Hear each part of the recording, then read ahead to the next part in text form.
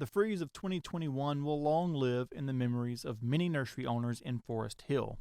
That's especially true for the owners of Doug Young Nursery. Owner Marcia Young says so far they've lost more than half of their crop. This particular nursery, we're up to about 60–65% at this point. This greenhouse covered an entire acre, housing around 200,000 plants when the freeze set in. As you can see, they lost all of the plants inside. Annuals, vegetable plants, perennials, tropicals. This is a full greenhouse, a full heated greenhouse that should protect anything that's in it. And this is just one of the greenhouses that collapsed. We also have about 8 others at this location, just not as big as this one.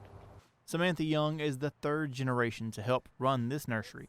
She says the damage is also not isolated to her family's nursery. Within 6 hours or so after the storm hit, I had spoken to a couple of the other nurserymen, and same thing with them. House is just collapsing left and right. Louisiana Commissioner of Agriculture and Forestry Dr. Mike Strange says it's a priority to get these nurseries rebuilt. To get this nursery and the other nurseries, there are more than 200 nurseries here in Forest Hill, and this is the economy of this region.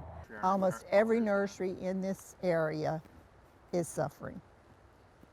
In the same situation we are. If it's just a guy like I told you about with one greenhouse, or somebody like us with a whole acres and acres of them, everything is proportional. His loss is just as bad as our loss. Strange says for businesses like Doug Young Nursery, the road to recovery is going to be a long and difficult one.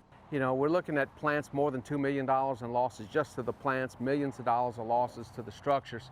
And this is a very large nursery. It's also now what it's going to take to clean it up, to rehabilitate, to grow those plants. You know, we looked at some, plants that have been here 10 years, getting ready to sell, 10 years, and now they're dead. Samantha Young says she hopes to have some product ready for their customers soon, but it will be a very different looking spring. So we're going to start a smaller program with 4-inch, and it's going to be on a much smaller scale, but we will have color available. We're taking it one day at a time, and you just kind of have to do what you have to do. Everybody likes to have a pretty yard and a pretty garden, and unfortunately, you're just going to have to wait a little longer this year.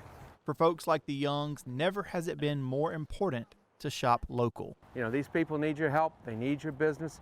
You know, if any way possible, please continue to shop with our local nurseries. We depend on customers, and without customers, we won't have a nursery, we won't have a business. For Marcia, closing shop is not an option. We keep coming back, so hopefully we'll come back again. For This Week in Louisiana Agriculture, we're not quitting at this point. I'm Karl Wiggers.